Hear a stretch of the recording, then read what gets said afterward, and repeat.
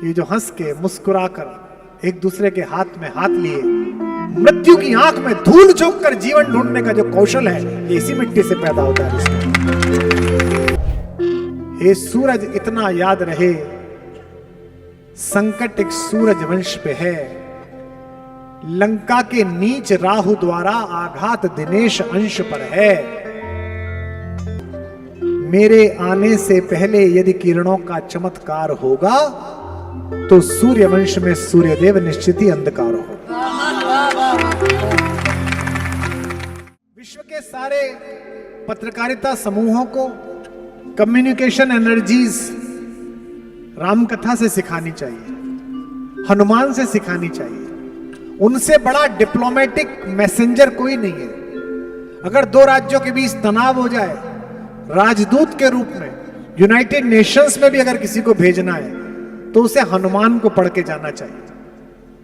और मैं तो आजकल जो हमारे विदेश मंत्री हैं, मैं तो उनका बड़ा स्नेही प्रशंसक हूं। ज्यादा हाथ पैर नहीं फेंकते, पर जैसे 140 करोड़ के देश के स्वाभिमान को विश्व के मंच पर बोलना चाहिए, उसी आत्मा के साथ बोलते हैं कि ऐसा चलेगा। वो दिन गए। मैं तो बुदापेस्ट में था तो मुझे बड़ा आश्चर्य हुआ। यूरोपियन यूनियन में आए थे वो, और मैं एम्बेसडर के घर भोजन करने गया। मुझे लगा आज तो तनाव पैदा हो गया होगा, लेकिन नहीं, सबने सुना। यूरोपियन यूनियन के मंच से कह दिया एस जयशंकर ने कि गॉन आर द डेज, वो दिन गए कि Europe's problem is whole world's problem, but whole world's problem is not Europe's problem. ये नहीं चलेगा। पड़ोसी के भीख में गए हथियारों के हमारे अंदर आतंकवाद जो आ रहा है, उसे तुम हमें आपसी झगड़ा कहकर परेशान नहीं कर सकते। फिर तुम पिटोगे तो तुम जानो। और देखो आज वही हाल हो रहा है उनका। हमने तो अपना फिर भी ठीक कर लिया। हमने तो बता दिया कि एक आएगा तो जाके दो मारेंगे, और दिन में मारेंगे या रात में मारेंगे हम नहीं बताएंगे। यूनाइटेड नेशंस जब कोई बात हो यूएनओ ले आते हैं। क्या है वो यूएनओ? यूएसए कुछ भी करे कोई दिक्कत नहीं, दुनिया को सिखाता है अमन के वास्ते जग में बना यूएनओ। यूएसए की यूएस में, बाकी सबकी नो ही नो।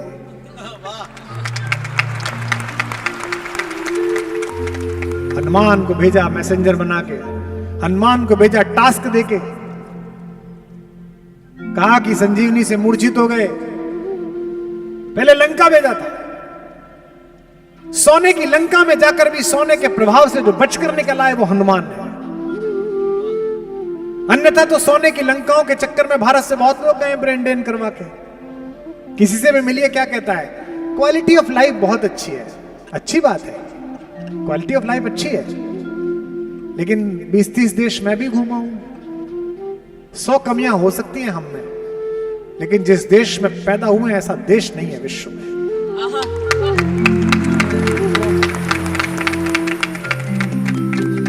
6 ऋतुएं आकर स्नान कराती हैं।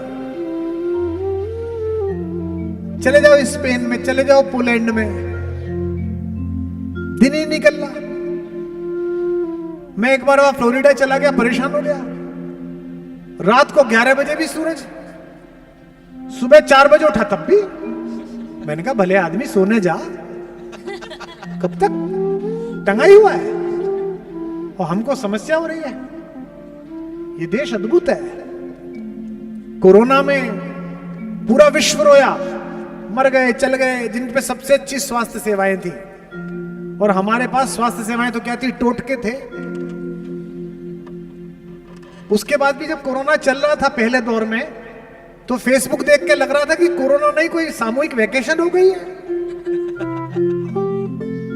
किसी की घरवाली पिज्जा बना रही है, किसी की पास्ता बना रही है। हमारी वाली ने तो कैमरा खड़ा करके मेरे बाल ही काट दिया। मैंने कहा ये हुनर पहली बार ही पता चला। ये जो हंस के मुस्कुराकर एक दूसरे के हाथ में हाथ लिए मृत्यु की आंख में धूल झोंक कर जीवन ढूंढने का जो कौशल है, ये इसी मिट्टी से पैदा होता है। एक पंक्ति वर्षों पहले मैंने बोली थी, काफी लोकप्रिय हुई, फिर बोलता हूं। हम में और पश्चिम में सिर्फ इतना अंतर है, दृष्टि का अंतर है।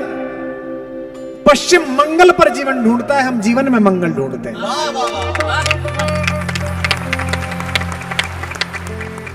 कोई दिक्कत नहीं है, आगे चलेंगे।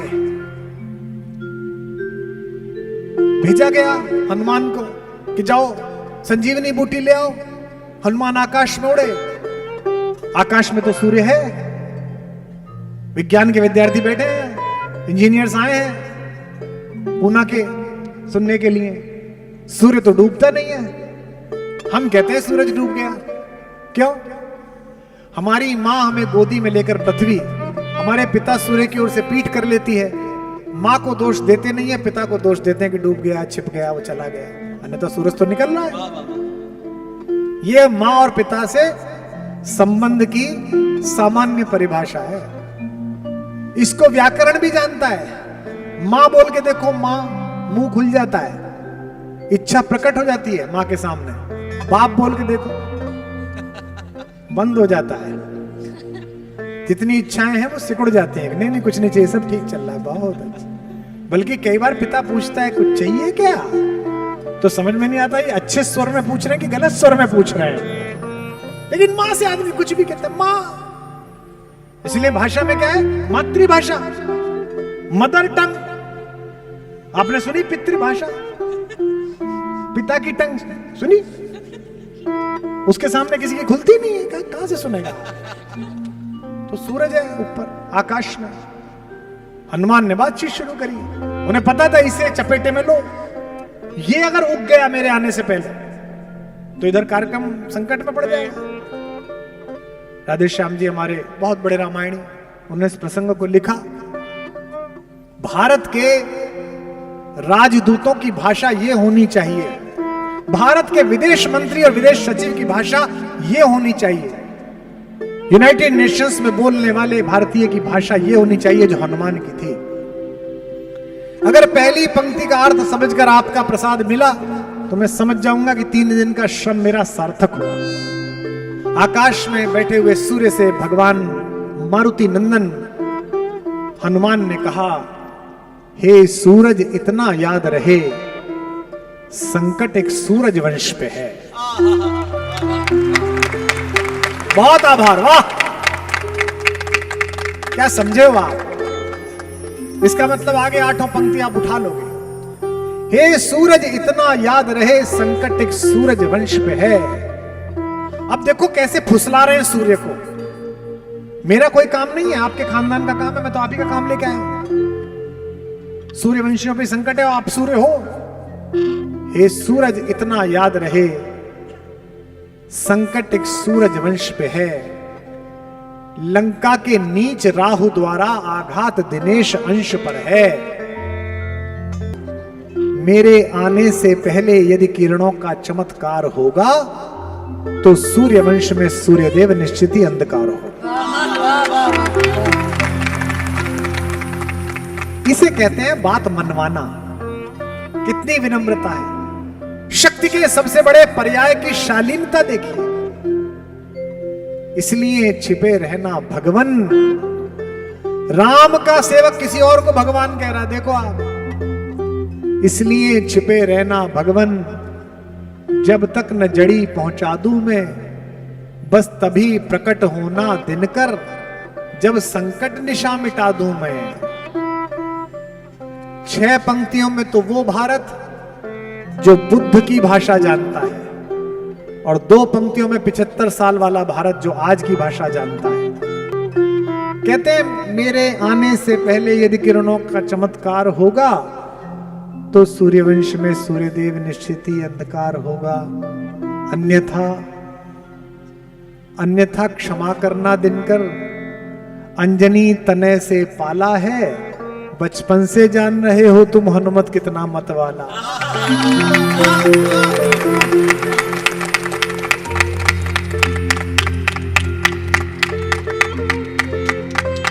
कितने धीमे से धमकी दी है। अन्यथा वो क्या कहता है, जिस दिन हमास ने घुसकर, मेरा किसी देश से कोई विशेष अनुराग द्वेष नहीं है, मैं नहीं जानता वहां की भूमि समस्याएं क्या हैं, पर मैं एक तरफा मनुष्यता नहीं देख सकता। जिस दिन सुबह 6 बजे सोते हुए निरीह निरपराध लोगों को उठाकर उन युवतियों के साथ अनाचार किया गया, उन्हें डालकर घुमाया गया, उस दिन इसी गाजा की गलियों में अगर इन महिलाओं ने उत्सव ना मनाकर मातम मनाया होता तो आज जो शव वहां बिखरे हैं उनके ऊपर हमें भी मातम करने का अवसर मिलता, हम भी रोते उसमें। पर ऐसा नहीं चलेगा। हमारा कुत्ता कुत्ता, तुम्हारा कुत्ता टॉमी है। हमारा आतंक घरेलू समस्या, तुम्हारा आतंक मनुष्यता पे हमला। वाह, ऐसे क्यों कर दिया जी, ऐसे क्यों कर दिया जी, ये नहीं चलेगा। अन्यथा क्षमा करना दिनकर, अंजनी तने से पाला है। कौन ये लाल किले की क्या भाषा, आतंकवाद में हमने ये किया है। अरे लाल किले की भाषा होनी चाहिए। हम किसी देश की सीमा का अतिक्रमण नहीं करते, लेकिन मृत्यु और आत्महत्या के सारे विकल्पों के विफल हो जाने के बाद अगर किसी नीच ने यही सोच लिया है कि हमारी सीमाओं के अंदर पैर रखकर हमारे सिपाहियों के शरसंधान का साधन बन के ही मरेगा, तो ऐसे हर नीच का स्वागत है। अंदर आए, हम उसे जहन्नुम भेजने के लिए तैयार हैं। ये भाषा होनी चाहिए ना। अन्यथा क्षमा करना दिनकर, अंजनी तने से पाला है। बचपन से जान रहे हो तुम हनुमत कितना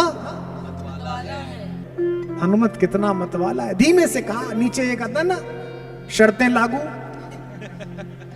तो नीचे शर्तें लागू भी लगाई उन्होंने।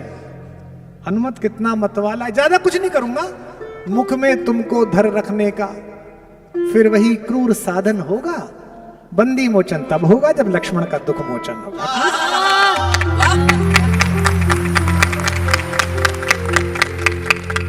मुझे तो अभ्यास ही है।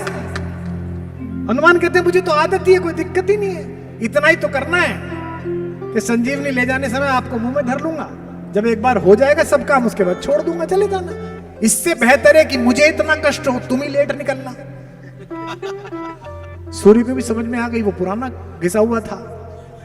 उसने कहा इसने पिछली बार ही डार्क कर दिया था मामला। उसने कहा ठीक है, आप पूरा काम निपटा लो। भगवान ने सब काम निपटाए। अयोध्या जी उतरे, वापस आए, सुषेण वैद्य गए, सब कुछ ठीक हो गया। यह जो यात्रा है हनुमान की, यह सामान्य यात्रा नहीं है। चाहे माता सीता का पता लगाना हो, वो भी सामान्य यात्रा नहीं। सीता क्या है? सीता शांति का प्रतीक है। हनुमान किसके प्रतीक है बताइए? ज्ञान के। ज्ञानिनाम अग्रगण्य है। पहली बार जब भगवान ने हनुमान को देख, सुग्रीव से मिलने जाते समय तो ब्राह्मण के वेश में आए मिलते, और कहते हैं कि मैं सुग्रीव का महामंत्री हूं। तो भगवान ने लक्ष्मण से कहा है कि जो बोल रहा है सामने, ये भाषा लाघव जानने वाला सुग्रीव सचिव कपि। यह कपि जो सुग्रीव का सचिव है, ये भाषा बहुत अच्छी बोलता है। ऐसी भाषा वेद पढ़े बिना नहीं आ सकती। और वो कह रहा है हमको पता नहीं थी हनुमान कैसा बोलते हैं। मैं अक्सर लोगों से कहता हूं, राम से पंगा ले लो चल जाएगा, करुणा निधान है। इनसे मत लेना, क्योंकि इनको पता वता नहीं है। ये मानते सिर्फ एक ही की है, बाकी जो नहीं मानता उसका फिर वही इलाज करते जो सूरज का करा। ज्ञान के प्रतीक है, शांति की खोज में गए हैं। अब प्रतीक समझिए, देखिए पूना वालों, ज्ञान अगर शांति की खोज में जाए, देखो दो अलग अलग चीजें हैं, एक है ज्ञान, एक आनंद। मैं बचपन में जब स्कूल गया तो मैं गाता ठीक ठाक था, मैंने कोई शिक्षा नहीं ली गायन की। मेरी माँ गाती थी तो मैं उनके साथ गाता था। तो छठी क्लास में गया तो जो नया स्कूल था, उसकी जो संगीत की शिक्षिका थी वो मेरे पिताजी की शिष्या थी। तो मेरे पिताजी ने उनसे कहा कि बेटा ये थोड़ा बदतमीज और उपद्रवी है, इसका ध्यान। बचपन से ही ठीक ठाक था मामला। तो वो बोले कि इससे ना सुबह की वंदना करवाना। तो स्कूल के सबसे शरीफ बच्चे वंदना करते हैं, है ना, जिनके चेहरे से ही भव्यता टपके, वो ही ऐसे जाते हैं। तो हमको वंदना कराई, वंदना याद कराई। आपने भी की होगी वो, हे प्रभो आनंद दाता। क्या सब लेके बैठे हो तुम? हे प्रभो आनंद दाता, ज्ञान हमको दीजिए और शीघ्र सारे दुर्गुणों से मुक्त हमको। हमने गा दी। 2-3 दिन बाद मैंने इस वंदना को सोचा। अब वो जो मेरे तरफ 4 खड़ी थी, इधर चारों तरफ अनीता, सुनीता, अंजू, मंजू, वो तो गा रही और मैं चुप। मैडम ने मुझसे बाद में पूछा, रहे क्यों नहीं गाता? मैंने कहा मैडम ये वंदना गलत है। सब्जी मंडी में वो मिल गई मेरे पिताजी को, गुरुजी प्रणाम। गुरुजी ने पूछा बेटा सब सही चल रहा है? जी गुरुजी। वो कुछ गाता वाता है? गुरुजी पहले गाता था, मना कर दी, कह रहा वंदना गलत है, मैं नहीं गाऊंगा। मेरे पिताजी घर आए, उन्होंने मेरी माँ को बुलाया, सुनती हो? मेरी माँ आई, बोले आपको बधाई हो। मेरी माँ ने पूछा क्या? बोले आपके घर में तुलसीदास पैदा हो। अक्सर बच्चों की मूर्खताओं का जो ताना है वो पिता माओ को देते हैं, जबकि वो बराबर के अधिकारी हैं। मायके से थोड़ी लाई है, तुम भी सहभागी हो भाई। क्या पता मूर्खता इधर वाले हिस्से से आ गई हो।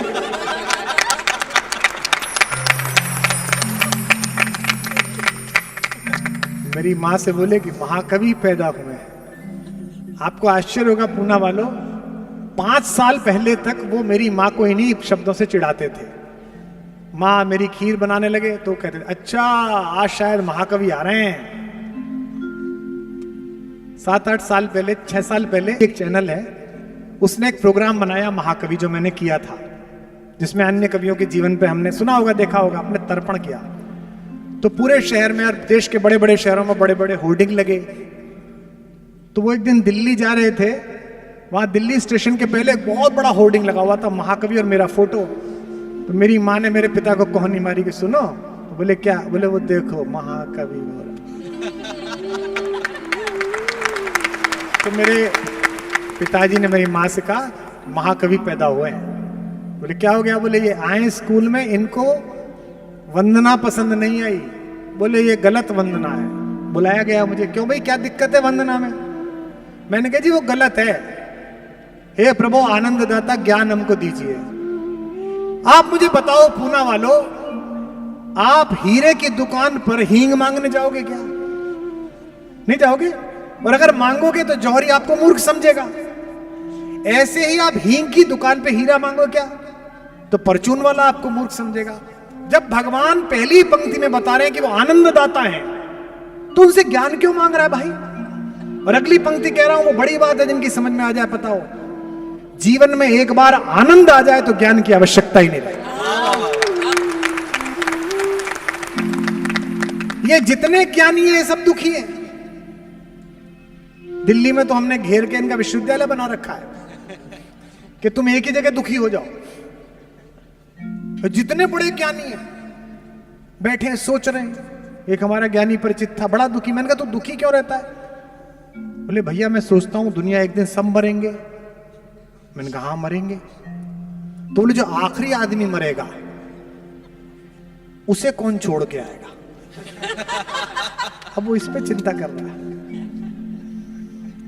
फलसफी को फलसफी में फलसफा मिलता नहीं, डोर को सुलझा रहा है और सिरा मिलता नहीं।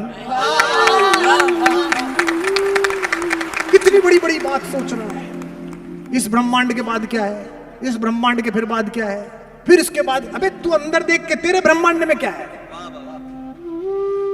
जो अंदर बैठा है। तो हनुमान ज्ञान का प्रतीक है और ज्ञान चला है शांति पाने के लिए, शांति को खोजने के लिए, जो सीता है। अब आप देखना, तो शांति की खोज के लिए सबसे पहले क्या आवश्यकता है? ज्ञान को यह भान कराना तो कोई शांति पा सकता है, जिसका नाम है जामवंत। ज्ञान अपने आप को भूल चुका है। जामवंत ज्ञान का कंधा पकड़ के कहते हैं का चुप साध रहे बलवाना, तू चुप क्यों बैठा है, तू ही जा सकता है। इसीलिए पृथ्वी के आकर्षण को छोड़कर ज्ञान एक भूदर के ऊपर चढ़ा और उसने अज्ञात में छलांग लगा दी। शांति को पाने के लिए अगर ज्ञात में छलांग लगाओगे कि यहां तक पहुंचना है तो नहीं पहुंच पाओ। और जब शांति की खोज में चलोगे, हनुमान की यात्रा के साथ साथ चलना। मानस कई बार पढ़ी होगी, ये व्याख्या नहीं सुनना और ठीक लगे तो बताते चलना। किस पर चढ़े पहले हनुमान? एक भूदर ऊपर, उस पर छलांग मारी। रास्ते में पहली चीज क्या मिली? मैनाक पर्वत। देवताओं ने भेजा कि देखे हनुमान बंधता है आकर्षण में कि नहीं बंधता। मैनाक पर्वत पर क्या है? सोना, चांदी, मणियां, फल फूल, ड्राई फ्रूट्स। उसने कहा उतरो यहां। इसका मतलब जैसे ही शांति की खोज में चलोगे, जगत के आकर्षण घेर लेंगे। थोड़ा और पैसा, थोड़ा और सोना। लेकिन अगर उससे बचकर आपने हनुमान की भाषा में आकर्षण को जवाब दे दिया तो मां के चरणों तक पहुंचोगे। हनुमान ने क्या कहा? राम काज कीने बिना मोई कहां विश्राम। ये है असली धारणा। थोड़ी गंभीर बात बता रहा हूं, इसलिए थोड़ा आपको हो सकता है भारी लगे, लेकिन मेरा उत्तरदायित्व है। अब अगर इससे भी उबर गए तो अच्छे से अच्छे आदमी की क्या भावना रहती है? चलो पैसा छोड़ दिया, इसका लोभ छोड़ दिया, अग्रवाल समाज में बहुत लोग हैं, हॉस्पिटल बना दिया, ये कर दिया। इसके बाद भावना क्या रहती है? हर आदमी की रहती है, बुरा मत मानना, मेरी भी रहती है। उससे बचने की कोशिश मैं भी कर रहा हूं, आप भी करिए। जब ज्ञान रूपी हनुमान सीता रूपी शांति को प्राप्त करने के लिए, उनके चरणों में सिर रखने के लिए मैनाक रूपी आकर्षण को ठुकरा कर आगे बढ़ता है, तो रास्ते में यश रूपी सुरसा मिल जाती है। Fame is the last infirmity of noble mind. हर आदमी को रहता है फेम मिल जाए। वो देखा है आपने फेसबुक पे, वो 5 नेता एक केला पकड़ के एक उसको दे रहे हैं, एक अकेले को केला, वो एक बैठा हुआ है ना, एक केला दे रहे हैं उसे पकड़ के। ये जो यश की लिप्सा है कि मैं कुछ भी करूं तो सबको पता चले कि मैंने अच्छा काम किया, हनुमान को यश की लिप्सा को घेरने के लिए सुरसा भेजी जाती है। यश क्या है? जितना मिल गया उतना थोड़ा, ये यश है। अयोध्या जी में 500 साल के दुर्धर्ष संघर्ष के बाद माननीय उच्चतम न्यायालय के फैसले के बाद देश के दूसरे समाज द्वारा भी शांतिपूर्वक और प्रेम पूर्वक उस फैसले को स्वीकार करने के बाद, ये किसी प्रधानमंत्री, किसी राष्ट्रपति या किसी कवि के लिए आनंद का विषय नहीं है। ये राम को प्रेम करने वाले प्रत्येक व्यक्ति के लिए आनंद का विषय है, परमानंद का विषय है।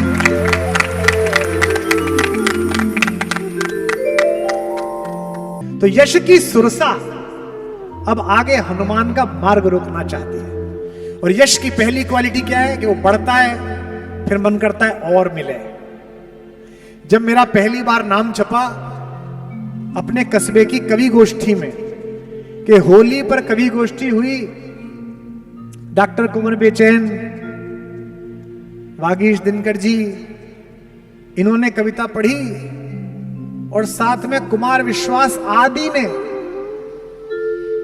वो मैं अखबार काट के बहुत दिन तक साथ लिए घूमा कि आदि में है अपन। लेकिन धीमे धीमे यश की लिप्सा खत्म हो गई। अब ये मान के चलते हैं कि हमें कोई जानता ही नहीं है, जो जानता है बहुत अच्छी बात है, वरना लोगों को पहचान का भी बड़ा रहता है। एक सेलिब्रिटी मेरे दोस्त हैं, बड़े अच्छे आदमी हैं, बड़े भले आदमी हैं, बड़े लोकप्रिय हैं। अगर 1A पर भी बैठे हो हवाई जहाज में और उनको लघु शंका आए तो वो पीछे वाले दरवाजे पे करने जाते हैं, ताकि रास्ते पर जहाज के लोग, अरे आप सर कैसे हैं आप? तो एक दिन मैंने उनसे कान पे पूछा, मैंने कहा सर कितने लोगों के नमस्ते के बाद, नहीं हो सकता है कोई बात अटक गई हो कि जब तक 10 आदमी नमस्ते नहीं करे तब तक उतरा ही नहीं। तो मैंने कहा इसका इलाज करो, फिर फोन में नमस्ते भरवा लो। तो सर नमस्ते कान में लगाई और कर दिया, जैसे माएं कराती थी ना बच्चे को, ऐसी तुम नमस्ते से कर लो। तो ये जो यश की लिप्सा, इसके बाद गत ज्ञान की लिप्सा आएगी लंकिनी बनकर। ये सारी कहानी प्रतीक से जुड़ी हुई है। लेकिन लंकिनी पर अगर आपने सत्य का प्रहार कर दिया मुष्टिका से, तो लंकिनी को चेतना आ जाएगी कि ज्ञान आ गया शांति से मिलने के लिए, हनुमान आ गया सीता के चरण छूने के लिए।